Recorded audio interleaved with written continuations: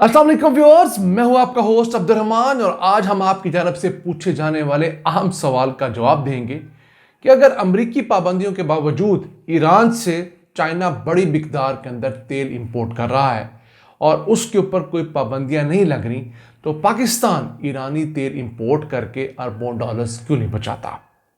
Basically तेल की import में तीन बड़े करैक्टर्स होते हैं, यानी तेल ऑयल टैंकर्स एक मुल्क से दूसरे मुल्क तक पहुंचाते हैं, दूसरा ऑयल रिफाइनरीज जो उन ऑयल की प्रोडक्ट्स को रिफाइन करती हैं, जबकि तीसरे वो बैंक्स जो कि पैसे एक जगह से दूसरी जगह भेजते हैं। तो चीन ईरान ने मिलकर ऐसा सिस्टम बनाया है कि ये तीनों बड़े करैक्टर्स अमरीकी पाबंदियों से बचे रहते हैं। किस तरह, वो आज की वीडियो में आपसे डिस्कस करेंगे। अगर बात करें पिछले एक साल की, तो ईरान ने 36 बिलियन डॉलर्स का तेल एक्सपोर्ट किया है। याद रहे, यह अमाउंट पाकिस्तान की टोटल एक्सपोर्ट से 9 बिलियन डॉलर ज्यादा है और इस एक्सपोर्ट की जाने वाले तेल का 90% चाइना जाता है। समझ लीजिए 30-32 बिलियन डॉलर्स का तेल चाइना हर साल ईरान से इंपोर्ट कर रहा है। और इसके अलावा वेनेजुएला से भी तेल इंपोर्ट करता है चाइना, इसके साथ साथ रशिया से भी करता है। तो चाइना अब अपनी टोटल तेल की ज़रूरत का 20% ईरान से इंपोर्ट करके पूरी कर रहा है। और अगर पिछले साल की बात करें तो चाइना ने इन बैंड ममालिक से तेल इंपोर्ट करके 15 बिलियन डॉलर्स बचाए हैं। अब चाइना करता क्या है? सबसे पहले चाइना जो तेल ईरान से लेता है वो ऐसे ऑयल टैंकर्स के जरिए मंगवाता है जिनका नेविगेशन सिस्टम, या जिसको हम टेक्निकल ज़बान में मैरीटाइम लोकेशन सिस्टम लोकेटर कहते हैं, उसको ऑफ कर दिया जाता है। यानी ईरान की बंदरगाह से जो टैंकर निकलता है वो अपना जीपीएस सैटेलाइट का कनेक्शन कहीं जाके तोड़ लेता है और वो एक ना बताए हुए रास्ते के जरिए पहुंचता है मलेशिया के इर्द गिर्द। वहां पर ईरानी या मलेशियन टैंकर्स मौजूद होते हैं। ये एक टैंकर से दूसरे टैंकर में शिफ्ट किया जाता है और फिर इस तेल को रीब्रांड कर दिया जाता है। बताया जाता है कि मलेशिया से तेल जो है वो जा रहा है चाइना, और मलेशिया लीगली तेल एक्सपोर्ट करता है, दुनिया भर से ट्रेड करता है तेल की।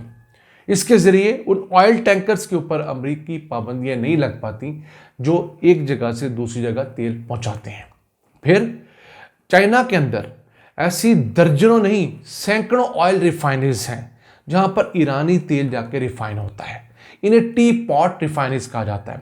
इनको अगर आप दूर से देखें तो चाय की केतली जैसी लगती हैं, इसी वजह से इनका नाम टी पॉट रिफाइनरीज है।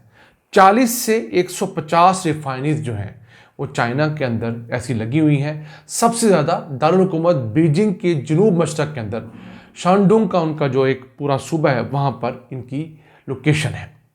वहाँ पर ये जब तेल जाता है ये तेल रिफाइन होता है और यहाँ से ये तेल जो चाइना के मेन नेटवर्क है उसमें शामिल होता है। अब इन रिफाइनरीज के ऊपर अमरीकी पाबंदियाँ क्यों नहीं लगती?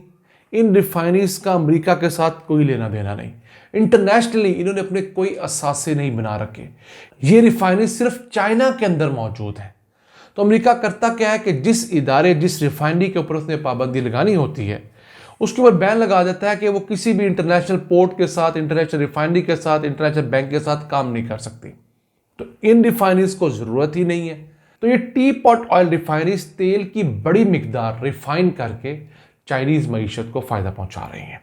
उसके बाद तीसरा अहम करैक्टर सुतून इस सिस्टम का है वो चाइनीज़ बैंक। अमेरिका की जानब से उस बैंक पर पाबंदी लगा दी जाती है जो कि ईरान के साथ पैसे का लेन देन करता है।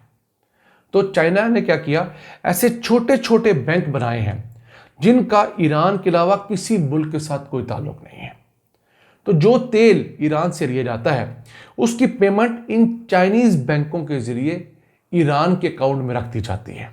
फिर ईरान करता क्या है, पहले तो ये पेमेंट चाइनीज युआन में होती है।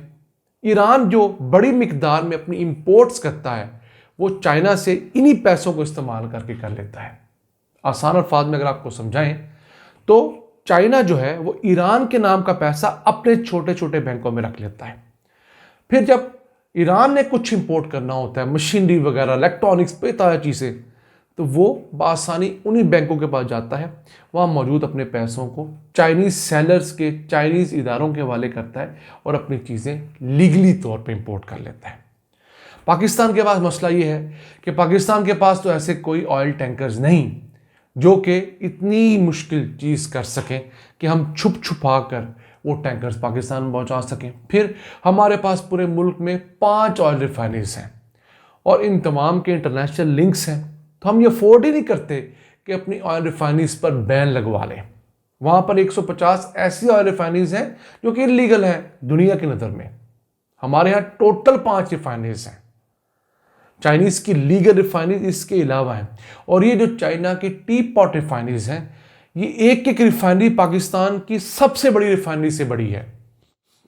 इसके बाद पाकिस्तानी बैंक्स दुनिया के नेटवर्क के साथ अटैच हैं, तो अगर कोई बैंक ईरान के साथ लीगली ट्रेड करने की कोशिश करेगा उस पर पाबंदी लग जाएगी।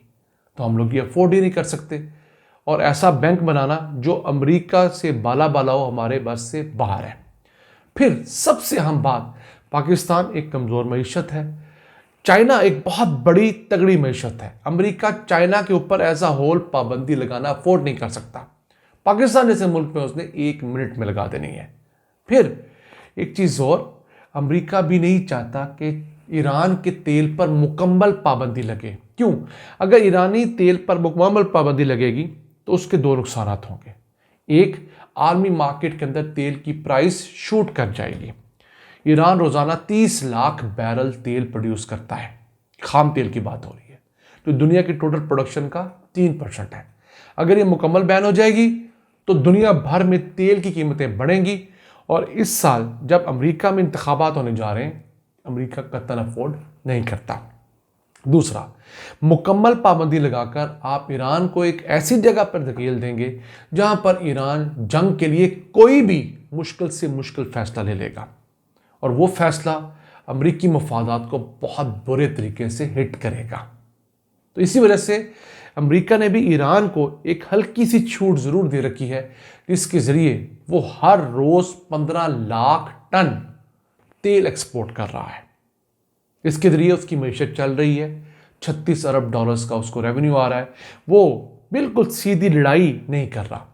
ये ऐसे ही तो नहीं हो रहा कि ईरान के बड़े बड़े जर्नैल इसराइल ने मारे हैं, अमेरिका ने मारे हैं, लेकिन ईरान ने फुसफुसे से हमले किए हैं।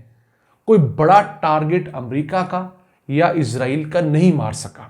एक टेक्नोलॉजी के अंदर भी पीछे है, दूसरा उसने शायद उस तरह को प्लान भी नहीं किया, क्योंकि ईरान भी अमेरिका या इसराइल के साथ दू बदू जंग अफोर्ड नहीं करता। उसकी मईशत इस कदर तगड़ी नहीं है कि वो इसके साथ एक बिल्कुल हेड ऑन जंग अफोर्ड कर सके। आपको याद होगा पिछले महीने जब ईरान ने सैकड़ों मिसाइल दागे थे, तो वो मिसाइल अभी हवा में ही थे, इजराइल पहुंचे भी नहीं थे, तो ईरान की जानब से बयान आ गया था कि जनाब हमने अपना टारगेट अचीव कर लिया, अब हम मजीद कुछ नहीं करेंगे। इसका मकसद ये था कि जनाब हमें एक फेस सेविंग दे दी जाए। ठीक है, ईरान ने एक हिम्मत वाला फैसला ज़रूर किया, लेकिन ये ऐसे ही है कि आप एक बहुत बड़े पहलवान को चुटकी काट दें और कह दी मैंने अपना बदला ले लिया, हालांकि उसने आपके मुंह पर थप्पड़ मारा हो। तो ईरान के जर्नैल ईरानी सफारत खाने के अंदर कत्ल किए गए, लेकिन वो कुछ ना कर सके। तो इकबाल ने जो कहा था ना कि है जुर्म ज़ईफ़ी की सज़ा मर्ग मफाजात, कि कमज़ोर बंदा जो है बेचारा उसके बाद कुछ नहीं होता। तो ये मामलात ईरान के हैं। हम तो उनसे भी ज़्यादा कमज़ोर हैं कि हमारे पास तेल गैस जैसी वो दौलत नहीं है जिसे हम फौरी तौर पर ट्रेड कर सकें। हमारे मुल्क में बहुत है, हम लोगों ने निकालना मुनासिब नहीं समझा। तो नाज़रीन, ये वो वजूहात हैं जिनकी वजह से ईरान 36 बिलियन डॉलर्स की ऑयल एक्सपोर्ट कर रहा है। चाइना 30 से 32 बिलियन डॉलर्स की ऑयल इंपोर्ट कर रहा है ईरान से। सालाना अपने आप को 15 बिलियन डॉलर्स का फ़ायदा पहुंचा रहा है, लेकिन पाकिस्तान अफोर्ड नहीं करता। और अगर बात करें एक बैरल के पीछे इस वक्त कितना रिलीफ मिलता है चाइना को, तो $5 फी बैरल का डिस्काउंट सिर्फ ईरान दे रहा है। पिछले साल ये कुछ $14 फी बैरल था। ईरान ने भी अपना जो मुनाफा है वो बढ़ाना शुरू किया है और डिस्काउंट कम करना शुरू किया है। नाज़रीन, ये था आज का एपिसोड। अपने मेज़बान अब्दुल रहमान को इजाज़त दीजिए। अल्लाह निगहबान।